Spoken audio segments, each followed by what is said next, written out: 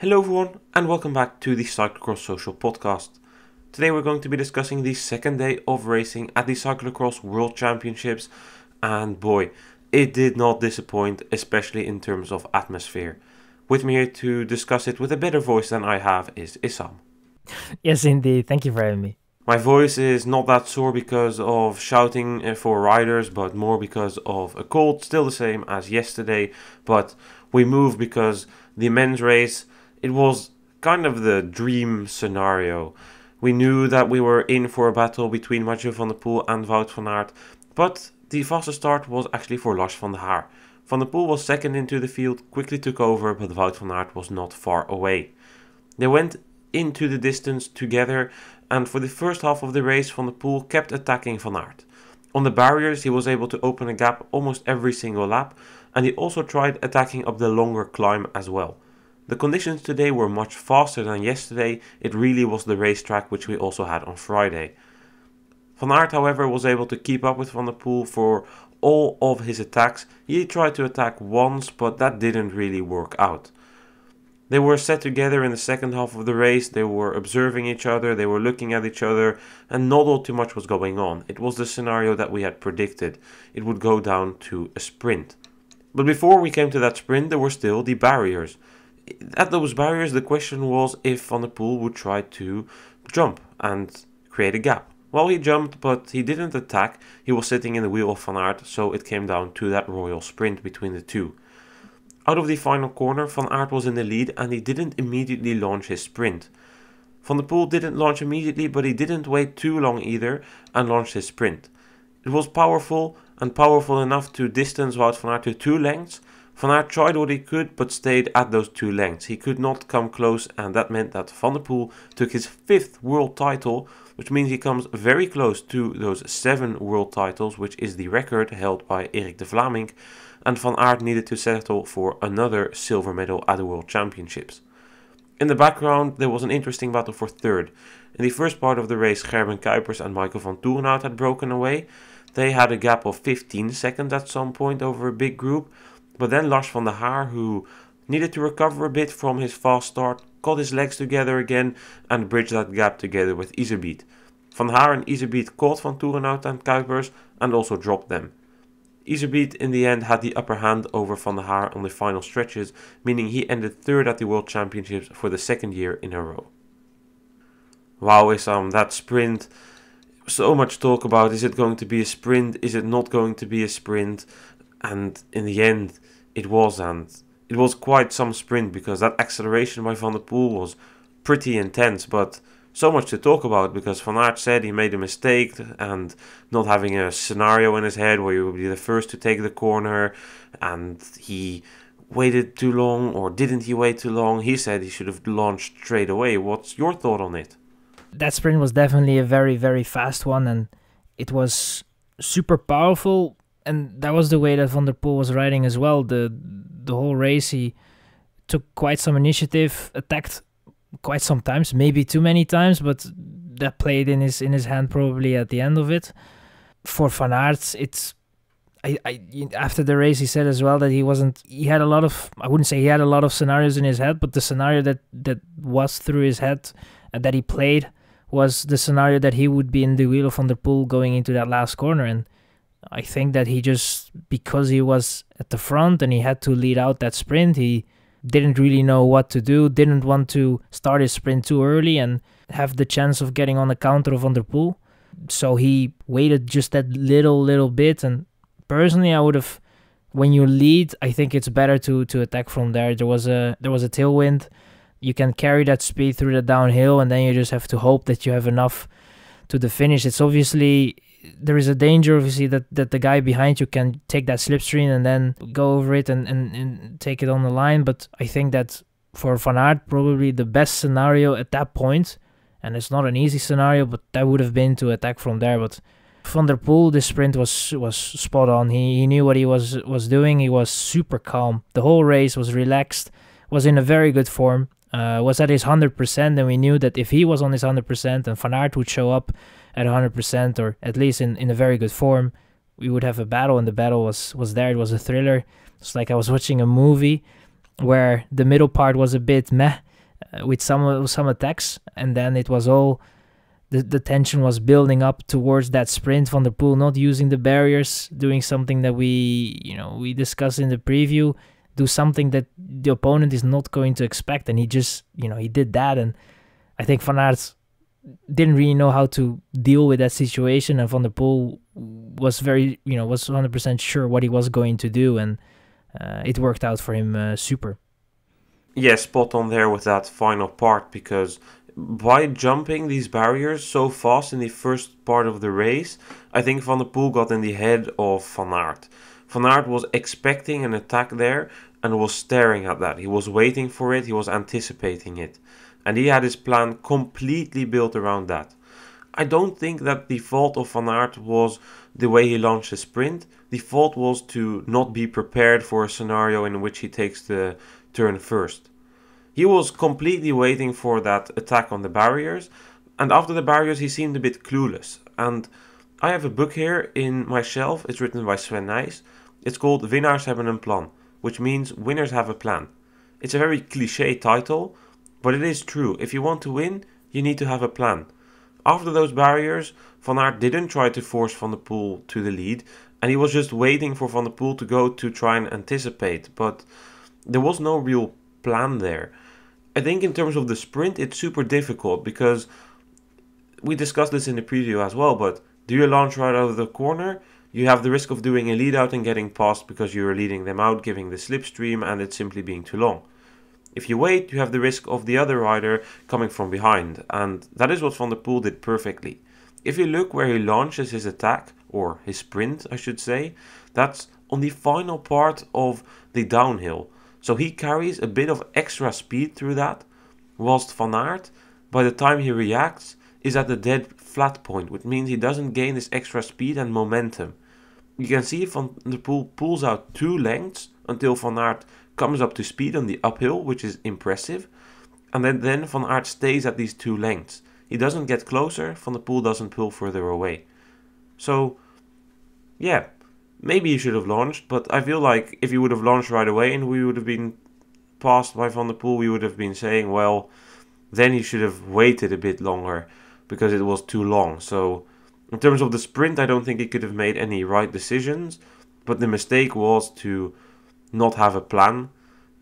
And then besides that, the second point which he brings up in his post-race interview is that Van der Poel was just insanely strong and broke him in the first part of the race.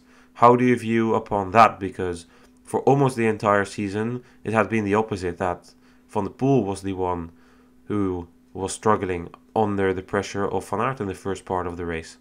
One of the things that Van Aert said after Benidorm sticked with me throughout the weeks, and he was saying that he took too much initiative, and he should have maybe let Van der Poel take a little bit more initiative, and maybe that was his approach today. Maybe that was the approach that Van Aert took, and Van der Poel had a plan, and the plan was to attack as many times as possible within the human limits. And you could see that he was also pushing himself, but he knew that the attacks that he was he was doing would be good enough for Van Aert not to counter, because Van Aert, in all the attacks that he was doing, was not able to counter Van der Poel. And I think that is something that that when somebody attacks, and if you have good legs, you will counter it. And Van Aert normally would have countered it if he had good legs, but he just couldn't, because the attack was on the limit. It was crazy to see, especially in the first part of the race, where there were some attacks where I thought, where are you going with this? But it's he knew what he was doing. He had a very good day, obviously. And like I said, I think also the greeting just before the race, greeting Van Aert, talking with him a little bit. I think Van der Poel was very relaxed, despite the fact that it was in Hoogerheide, in his home country. He put a lot of pressure on it. He said that if he didn't win, the winter would have been a waste. And obviously, with everything that happened last season with Australia, the World Championship on the road, he wanted to win so badly, and Van Aert obviously wanted to win here as well. But I guess you can only award it to one guy, and I think that in the end, this was, for me, it lived up to the expectation that I had, and it even went beyond that. It was a great race to watch. Van der Poel timed his peak to perfection, because I do think this is the best Van der Poel we've seen this season, whilst for Van Aert it seemed a bit more in line with the season. And the headlines, like, you can already decide what they are before the race, because if Van Aert would have won, it would have been a complete failure this winter for Van der Poel, and after a disappointing road season, or an end to the road season at least, also a bad cross winter, are things that were going right? Is Albacin still good for him? And if Van Aert loses, you're going to get like, Van der Poel is the best on the day, how come that Van Aert has lost? I already heard many Belgians on course, also on social media, say, but it's the course, Adrie put the barriers there. You can just see it coming from miles away, there's two scenarios that can potentially unfold here. Today Van der Poel does it, and he was very strong. I mean, Van Aert is honest enough to admit to that, and that's very great of him, because there's no excuses being called in. He's saying, all I could do is sit in the wheel like a coward. I don't deserve to win if I race like that, but in the sprint I still messed up because I could have tried something else. Van der Poel in the first part of the race was just this annoying little kid throwing small rocks at your car and trying to get off pieces of your paint. And then I was waiting for him to either take like a big rock and throw it through the front window and drop Van Aert. And at one point it was potentially going to happen, because he took 3-4 lengths up the big climb, made a small slip with his back wheel following that. But today there were no mistakes at the wrong moment, unlike in Zolder, unlike in Loenhout. Van der Poel stayed flawless at the right moments and made the right decisions, which Van Aert ultimately didn't. He was surprised. He needs to learn from that, but this is probably the best Van Aert Van der Poel has raced again. Nah, I don't think that's a fair assessment, to be honest. In the early days they were also very even, so okay. Forget about that. It was a very good Van Aert, that's the point here. And Van der Poel needed to do all he could. He did it. And you know what this reminded me of? The Dubendorf World Championships, but then in the women's category. For the entire season, Worst had the upper hand over Alvarado, I would say. Especially in the sprints. Worst won almost all sprints that season. And then they came at Worlds, and that's when Alvarado won the sprint. And this season, I see the similarity with Van Aert winning most races, most sprints, and now Van der Poel taking it. I can indeed see that, that comparison, because, like you said, I do think that Van der Poel, this was definitely his first season at the elites where he was not going to enter a race as a favorite. He was a bit like the underdog. Obviously, that win in Benidorm and then his performance in Besançon, upped the expectations a little. But it was still Van Aert that was, in my opinion, and I think in the opinion of the majority, was the main favorite. He was the guy that was almost impossible to beat, had a good sprint and has beaten Van der Poel in the sprint. And like you said, if you look back at the season and you enter a sprint, you would say, okay, Van Aert is going to take it, because Van Aert has proven that his sprint is a little better than Van der Poel. But not today. And like you said, his peak came at the right moment. The reset was timed perfectly at the training camp, and he delivered on home soil. I think that you said a little bit earlier about the record of Erik de Vlaming, but I think he won it 7 times. Van der Poel 5. That's, I think, equal with Albert Zweifel.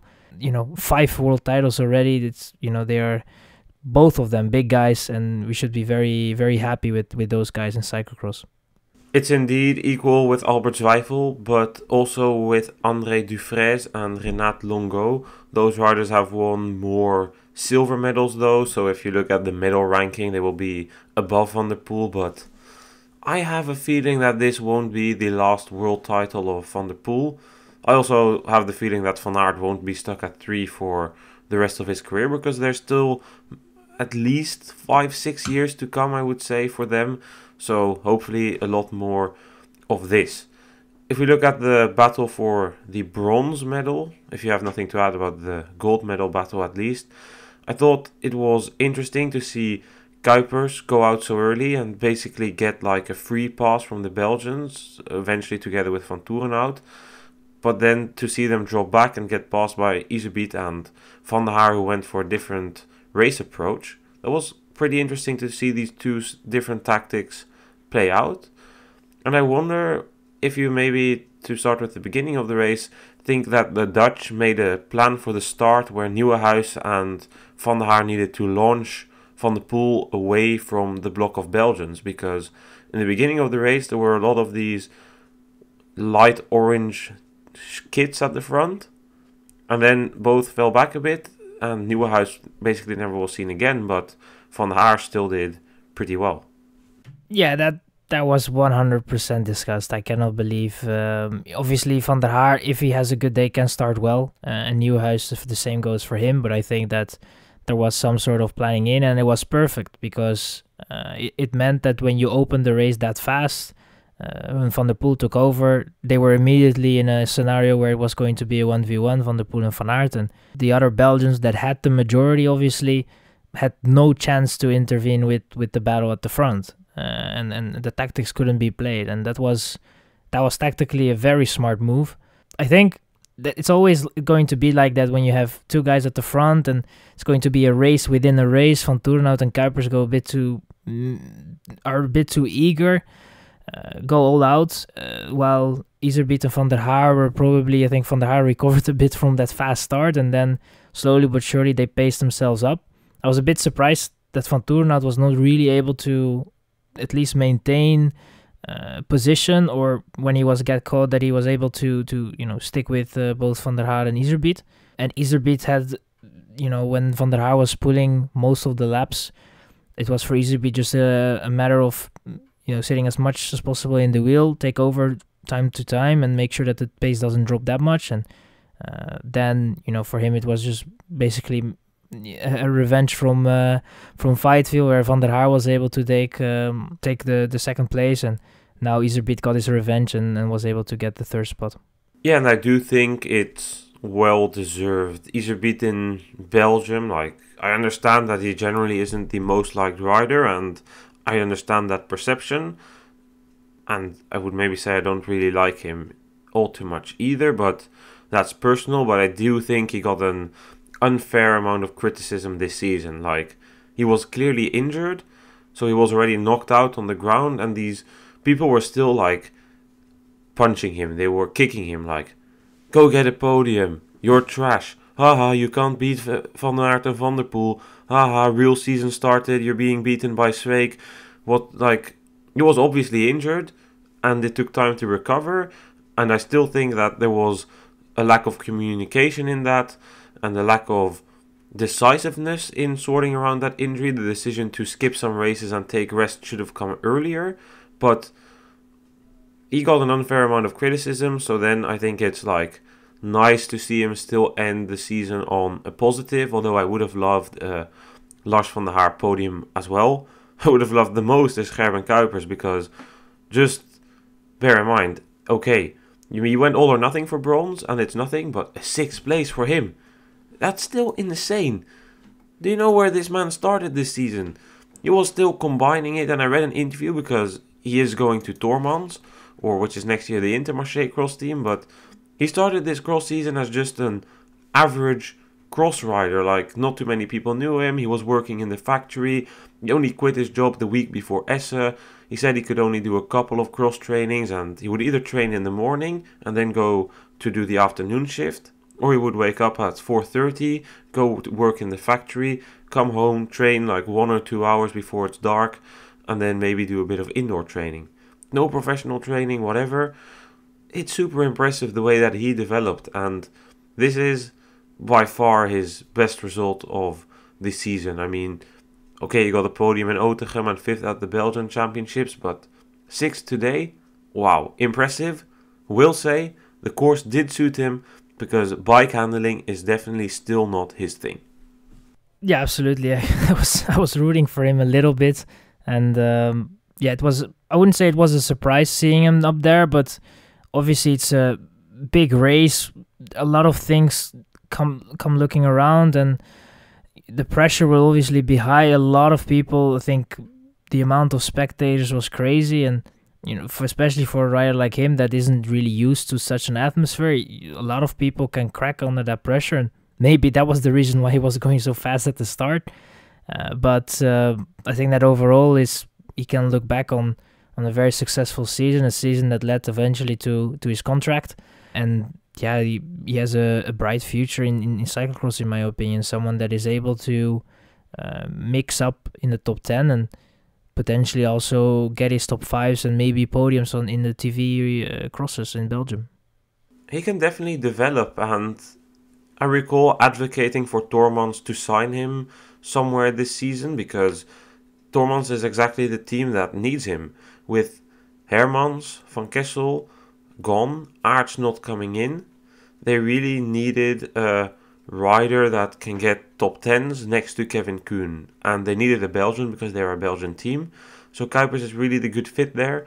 And I think he can do super good on the road as well. So it was definitely a good race by him. And about the spectators, man, you were right. I mean, I don't have an official spectator number because it's a bit conflicting. They scanned 38,000 tickets today, but they said that they were also like including wristband people, including myself, who came in yesterday and didn't need to scan their ticket today. But let it be somewhere between 40 and 50,000 people. Wow, insane. It was so packed. It's the most packed world since, well, what would it be? Either Koksijde or Zolder. And Cross needs this. Like, sure, it wasn't the best to walk around or to actually see the riders, but after the 2 COVID seasons and with all the talks about, yeah, Cross is dying, the riders are turning their backs on it, the World Cup is killing Cross. I mean, the World Cup, it's a discussion itself. We'll probably come to that in a later podcast, but after all these talks, the times of Wellens and Nys will never come back. No, the times of Wellens and Nys will never come back. We have the times of Van der Poel and Van Aert, and they are at least as good as the times of Wellens and Nys, because many spectators, good atmosphere, maybe they're even better because there was no rivalry, there was no things like we had in 2009 Worlds when they were afraid of riots between supporters of Belgium on one hand and Boom for the Netherlands on the other hand. It was good today, good atmosphere, respect. What more can you ask for? No, absolutely, and that is what you obviously love to see, that there are no issues on the course between the fans, and it seemed to look, for me and from the broadcast, quite respectful. Obviously, you have some guys that took a little bit too much beer in them, but overall, it was I think the atmosphere was crazy, mind blowing. I think every eye that is a cycling fan was watching Hoogerheide and was watching the World Championships. And like you said, now we have the time of Van der Poel and Van Aert, and in 5 to 10 years maybe we have some other youngsters that grew into that role. It's that is how a sport goes. It has its downs and then it has its ups again, and it's very normal. It's a natural progression, and right now we should be very, very, very thankful and happy with what we have right now. It's actually funny that you talk about this, because the Belgian broadcasters were already discussing this with, if Van der Poel and Van Aert weren't here, it's very hard to sell a Van Toerenhout and Iserbyt or a Van Toerenhout and Sweeck battle. But I think that if those riders, if a Van Aert and Van der Poel wouldn't be there, then you wouldn't be thinking about them, and then you would attract a different kind of fans, and it would be a different story. It's very hard to compare, and I think we should just be very happy that we have this. Make the best out of it, make the most use out of it, see how far we can grow this sport with them. But I think that the sport is way more than only Mathieu van der Poel and Wout van Aert, and it has a future, and it just needs to be guided very well. And then I think this sport has a lot of potential. Yeah, absolutely. And if they weren't here this year, sure, we might think about them, but why even pose the question? Like, if you take away the superstars from back in the day, Wellens, Nys and Vervecke, who are you going to be selling? Ben Berden? I mean, it's also not the same. Like, you can't just say, well, what if we remove the superstars of the sport? It just seems a bit silly to me, but whatever. let's just look at the entire top 10 instead, because there's still some other names we need to be discussing. Van der Poel with the win ahead of Van Aert, Iserbyt and Van der Haar. Van Toerenhout in 5th ahead of Gerben Kuipers and Niels van der Putten. Then 8th Laurens Sweeck ahead of Cameron Mason and Clément van Turini. So what was up with Laurens Sweeck today? He had a disappointing race. I think the course should suit him. And I think the same goes for 2 other Belgians, Kielig and Van der Bos. Those 2 didn't even end in the top 20. What was up with Sweeck, and maybe if you know anything about the others, was it just not their day? To be honest, I think for Sweeck it was just not really his day. I haven't seen anything that could lead to the reason why he was so far back, other than the fact that he had a bad day. It was, I think there were a couple of signs during the race where when Kuipers and Van Toerenhout actually had a gap, Sweeck was the guy that helped them out with that gap and gave them a little bit more time, and maybe that was already a sign that he felt that it was not going to be for him, and therefore he tried to help Van Toerenhout and Gerben Kuipers out with with that gap that they had and the advantage that they had in that race. Eventually that didn't lead to them on the podium, but Iserbyt. But I think that was a sign maybe for him that he wasn't going well. And for Kielig and Van der Bos, I have no idea. I saw Kielig, glimpse of him around that, like you said, outside of the top 20. Maybe he was involved in something, I can't tell you, but it was definitely not the best of races. But on a course like this, as we have already discussed with the fans, a lot of things come around. It's not a regular World Cup or a regular X2O trophy race or something like that. It's huge, and that can influence a little bit the riders. So I have no particular reason for their performances, but obviously it's not if it was a good day for them, or at least they had a normal day, then they would have been able to finish a little bit higher than where they finished and ended up today. Then to end the discussion on the men's elite race, I would briefly like to go over some of the non-Dutch and Belgian riders. I thought Cameron Mason rode a strong race. 9th is a good result for a good season. It's a very good step for a first year under 23 who knows what he's doing. Ultimately, I think this wasn't the best course for him. If it was a bit more muddy, he could have done even better, but nevertheless proving that even on courses that don't really suit him all too much, he can do well. For Van Turini, 2nd year in a row, he gets top 10 at the World Championships. Again on a fast course, something that suits him. Good to see him up there.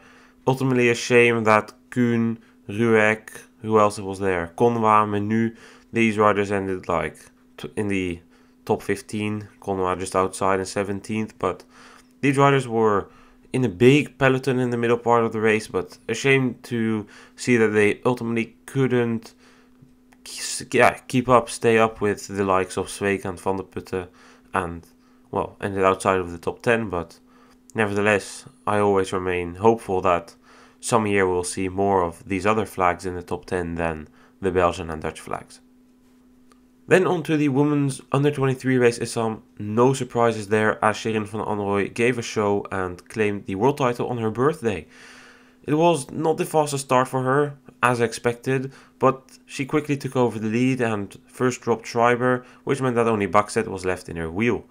Bakset was dropped in the 2nd lap, and from there on Van Anrooy first consolidated a small gap, 8 seconds, but then the tank was empty for Bakset and Van Anrooy could comfortably take the world title ahead of Zoe Bakset.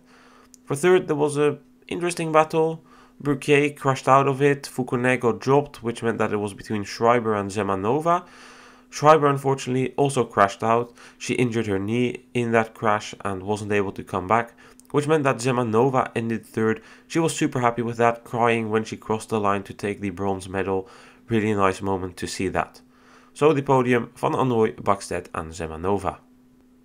No surprises up front, Issam with Van Anrooy taking the title. Looked very good today, in control, never really put under pressure, although I do want to say that Zoe Bakset put in quite a ride, but all credit to, of course, Shirin van Anrooy, who took the world title.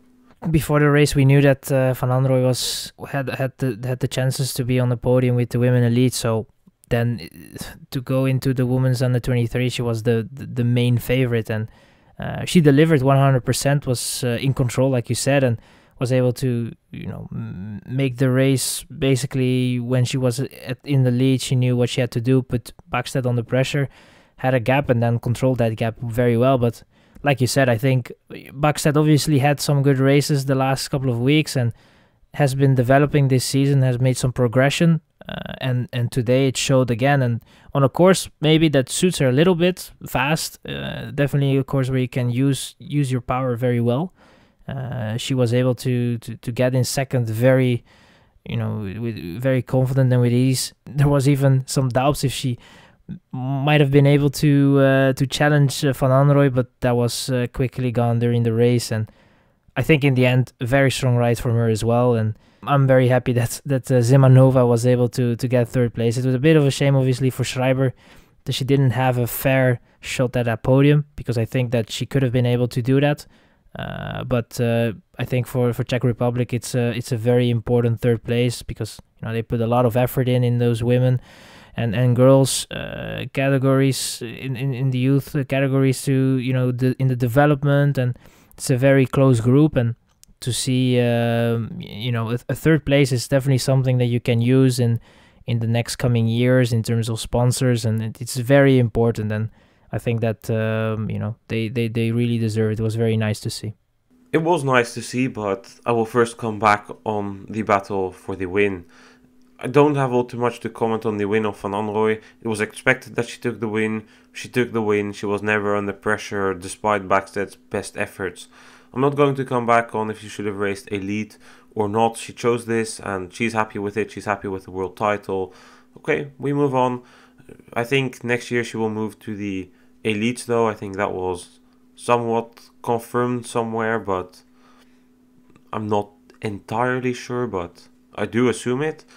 Anyway, it was good to see her there, and I think in the end we could also kind of see the importance of this for Trek, for the team, and of course with the 223 world champions in that team, they have something to present to their sponsors. So yeah, that all looked fine. For Bakstedt, I'm not entirely surprised on this course that she does so well, but I do want to state how special it is that she does this. She is a first year under 23. She's 2 years younger than Van Anrooy, Van Empel and Pieterse. She ends second here. It's really good what she's doing, and I might need to reconsider some of the things I've said earlier about Bakstedt. I mean, I still think this is not the best pure cross rider there is. Her cornering, it's just not as good. But for now, I think that the power, which is coming more and more, might be enough to transform into a Lucinda Brand type of rider. Like, I think the support at EF Education is good, with Crystal Herremans as manager, Dieter van Toerenhout as trainer, good training group. She lives in Belgium now.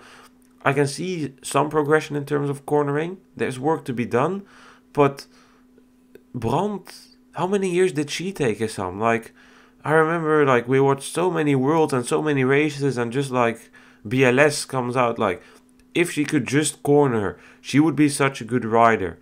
And then she finally got that cornering to a decent level, and she dominated a season or two and was super good.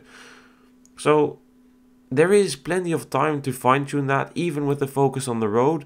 But the raw power numbers, whoa, that was good today again, and yeah, looked very good. So I might need to reconsider my stance that I don't see a top tier cross rider in her, because of course it depends on the progression margin, but if there's a bit more progression that they can make out of this, what we have seen in the second half of the season from her, basically since that training camp she did in the US with the team, it has been very good. And don't forget, her racing age is what, 19, 18? I think it's 19. Yeah, her racing age is 19, her real age is 18. So, whoa, very special. Time will tell, definitely. And I think, like you said, her style is definitely not a full-time cyclocross rider, and that is also not something that she will be, I think, with potential that she has in the other disciplines as well. But she loves the discipline of cyclocross, and she's quite good at it, if you can say so, with the results. So I think that with Brandt, for example, when she made that move to the team of Nice, it didn't take that long for her to improve in the cornering and to improve her cyclocross skills, quote unquote.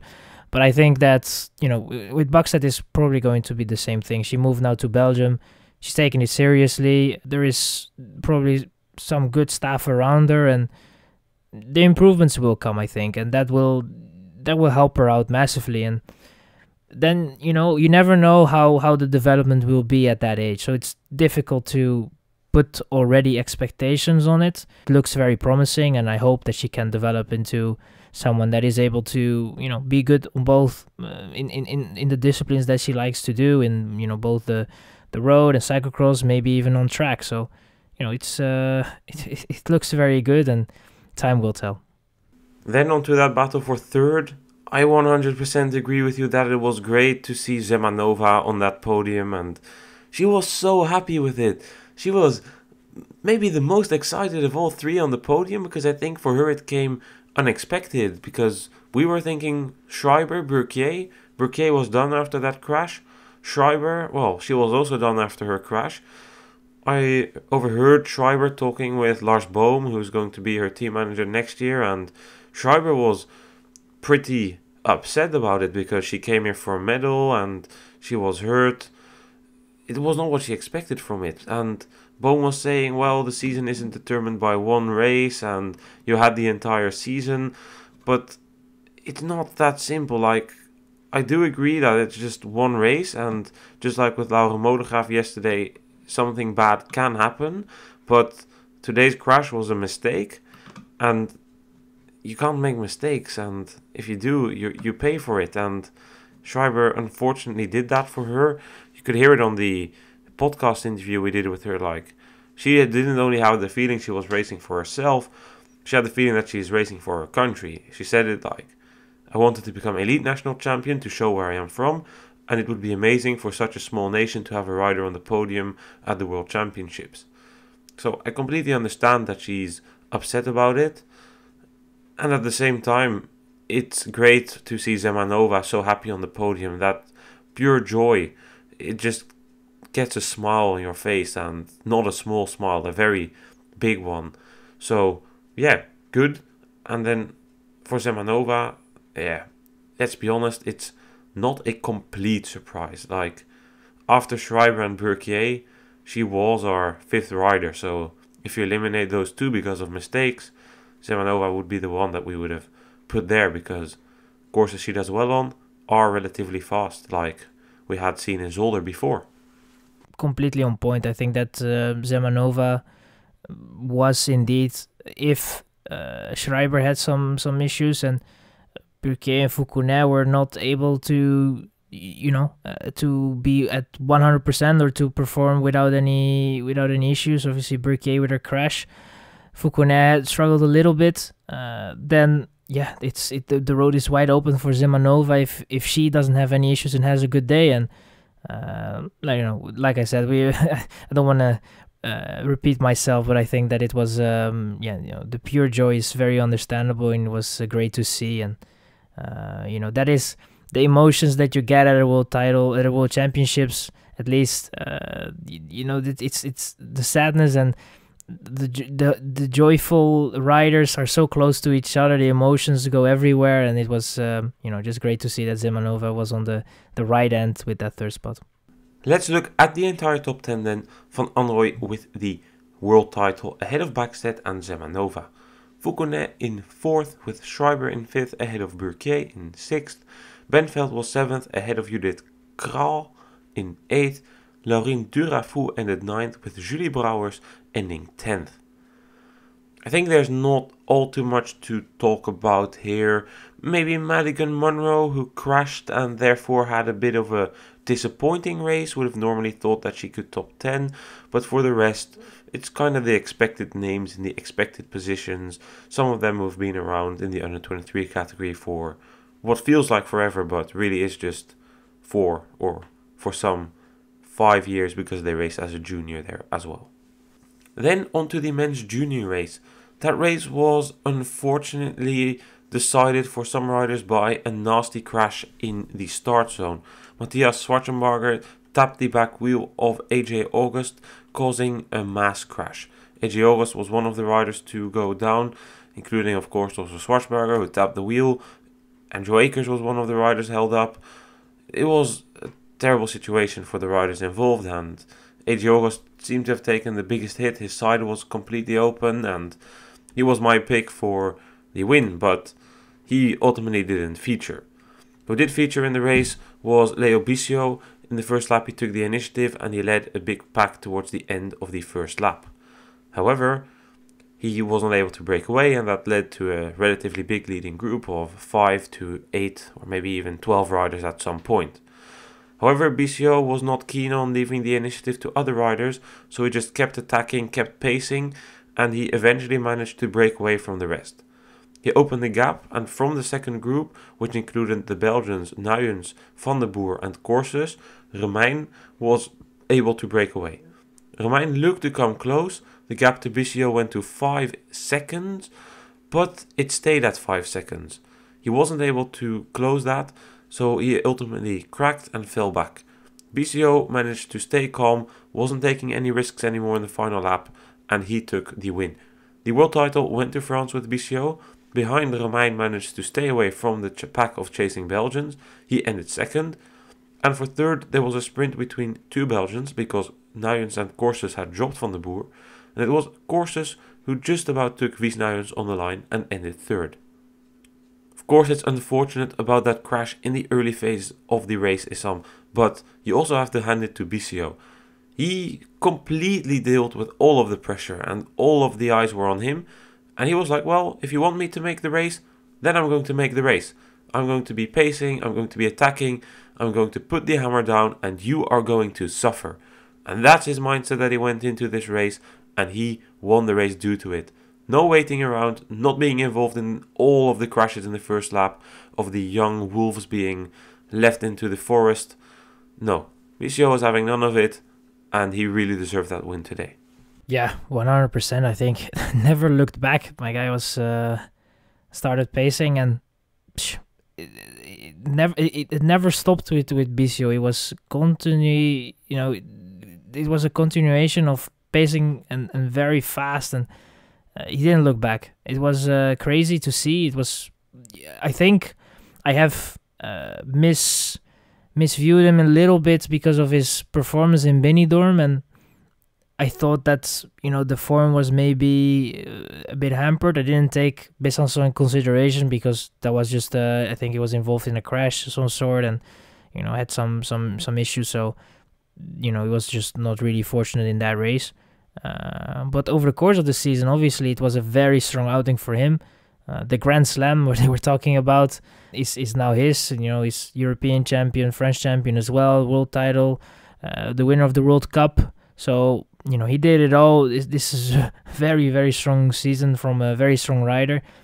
I think, to speculate a little bit on what he's going to do next, I don't think it's a pure cyclocross rider. It's someone that has a lot of power, but obviously he's now in the under 19 team of AG Duzer, I think. So from there, it's probably the road which is screaming to get him on. So that will probably be the focus in the next coming years. But I would be very interested to see what he can do if he sticks with cyclocross, if he likes to stick around, and what he's able to do in the under 23. But from him, it was from start to finish in control. Wasn't influenced by any stress or anything else, and was just in control of the race. We don't know what he's going to do in the future. He told me a couple of weeks ago that he was planning on staying with AG Duzer under 19, which makes sense, and I don't really know what the future brings, and AG Duzer doesn't really have a reputation of being good in bringing in their own talents or even developing talents. At the same time, French juniors have a reputation of leaving cross after juniors, that they are good in the juniors and then just disappear. But that doesn't have to go for Bisiaux. He might stay with AG Duzer, and there he might be racing with Venturini and Cross. So Who knows what they will be doing, but we'll learn more over that in the summer. I thought it was still nice to see him take the win, because I always enjoy seeing a world title that doesn't go to the Netherlands or Belgium. And the French fans, oh boy, those were some of the best fans of the weekend. Like, they maybe didn't turn up in as big numbers as the Dutch and the Belgians, but boy, were they making up for it with being loud at the podium. I was standing behind them. You might have seen me on the UCI stream with the hat, taking the footage for the Instagram and Twitter, but they were chanting the name of Bisiaux, and they had a song which I couldn't really understand, but it was definitely those were definitely real fans. So yeah, nice to see that, and always enjoy seeing as said, French rider especially taking the win. Then on to the battle for the silver medal. Senna Romein, not a guy that we mentioned in our preview podcast. We did mention that the pool of riders to choose from was so big we couldn't mention everyone, but I didn't expect this at all from him. But the men's junior category is the most unpredictable category. Romein is a first year. There's always a surprise in the junior category. This year it's him.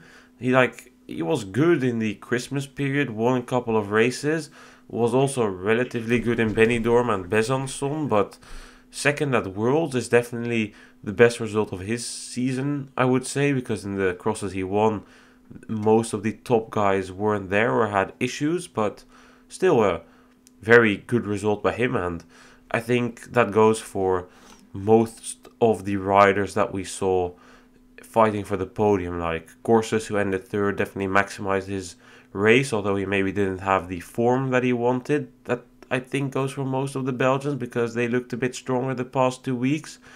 But Corses, Nuyens, Van der Boer, they all tried their best, but it wasn't enough today. No, it wasn't enough. I think that in the preview we're talking about this Belgian block of strong riders that that were performing, like you said, very well before the Worlds, but the Worlds are a different race, and you have to be at 100% to perform here. And for these guys, it's the same thing. And normally they race those World Cups early in the morning. Now it was as well early in the morning, but with a little bit more spectators and a little bit more stress and pressure, and that doesn't really help. And it was, in the end, I think for Belgium, I wouldn't say a disappointing outing, but they could have gotten maybe a silver medal at least. I think for today for Bisiaux there was not a lot to do about. That was just, he was in a league of his own and had time to relax the last 2 laps a little bit to ease off. But I think that overall the Belgian riders did what they could. Corsius was believing in it to get to Romein, but eventually just came a little bit short. Nuyens was maybe a bit too patient. Was thinking maybe a little bit too much about the words of Van Toerenhout the day before, where we were talking about and discussing how they could race as a team. And then, with the barriers, Corsius was just a little bit better, and so Nuyens, had to close that gap again and that advantage, and came just a bit shy of a third place. But I think that Nuyens maybe was the strongest Belgian today, but Corsius over the course of the season definitely deserved that third spot. I thought the most interesting part of the race was actually that moment when the Belgians were still relatively far behind Romein. They were like 20 seconds behind him, and Romein was keeping up with Bisiaux, and the gap was only 5 seconds, but Romein had that weird landing on his front wheel on the barriers, and then the Dutch coach Gerben de Knecht shouted at him that he should go walk the barriers. He did that for 1 lap and then jumped again. I thought that was such a weird moment, because okay, maybe the risk factor there was too much, but by telling Romein to walk, you're 1, giving up all confidence because of 1 mistake, and 2, you're giving away any shot at the world title. Like, Bisiaux was jumping and he didn't have the best jumps, especially Corses. Corses was fast. Not as fast as Nice yesterday, but Corses was fast over those planks. why not just try it? Like, at that point, he has 20 seconds on the chasers, and okay, you can crash, but that it happens one time that you have a near miss doesn't mean it will happen every lap. And I would just say try for the gold medal, because okay, he's a first year junior, but how many opportunities will he get at the world title? You just don't know. So go at it with everything and then see if it's enough. But in the end, I don't think it would have mattered, because Bisiaux was just too strong. Let's look at the entire top 10 then. Bisiaux ahead of Romein and Corsus. Nuyens in 4th ahead of Van der Boer. Then the 6th place went to Kaya Sola ahead of Mika Vijfwinkel. 8th went to Albert Philipsen. 9th went to Zombor Takat. And Václav Jezek rounded out the top 10. Let's talk about these riders at the back end of the top 10, Issam, because you need to help me. Who is Albert Philipsen? Where did he come from? Why is he a first year? Why is this his second race at an international level? And how come he is in the top 10? You're asking a little too many questions, to be honest. I don't know who he is and what happened and how he ended up there, but obviously with that crash, it took out some riders. But still, he, in my opinion, came almost out of nowhere. There was that group where the Hungarian rider was also there, and yeah, he kind of moved all the way through and ended up in the top 10. And I think,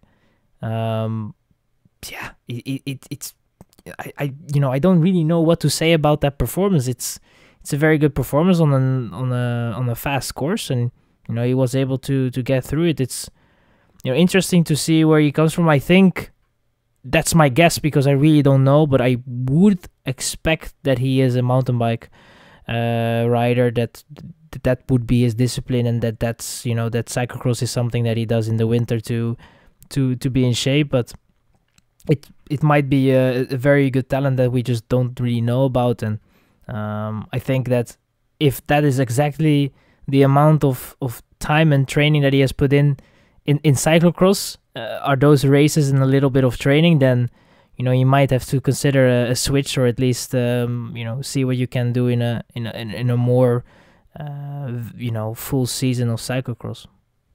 Yeah, I over-exaggerated a little bit. He is a mountain bike rider, as you say. He is Danish national champion on the mountain bike, and he's also European mountain bike champion. So it's definitely a guy who knows how to deal with an off-road bike, just didn't do too much cross. However, still a good performance on a fast course. He came through the field nicely. He of course needed to start way at the back, was held up by the crash, lost some time in the first lap, but it was alright. Then was able to put in decent lap times, so definitely interesting to see. He moved through the field pretty nicely together with Zombor Takács, and yeah, his nickname is the Hungarian Bomber. And if you saw him on TV today, you will know why, because he's big, he looks super strong, and his performance today was also super strong. This guy crowdfunded his way to the World Championships here. He already ended 9th at the European Championships, now also 9th of the world. Really impressive stuff by him. Then I think we need to end this podcast with a mention of the ever so unfortunate AJ August. Like, so unlucky. I mean, this season, most of the crashes were his own mistake, like too eager to move through the field, but today, okay, his start wasn't that good, but he was still like in the first 12, 15 once the crash happened, and his back wheel got tapped, taken out, complete side of his skin suit ripped, kept fighting despite having almost no clothes there, got a full picture view, so he was definitely hurt. You could see the blood coming through and almost the side was open.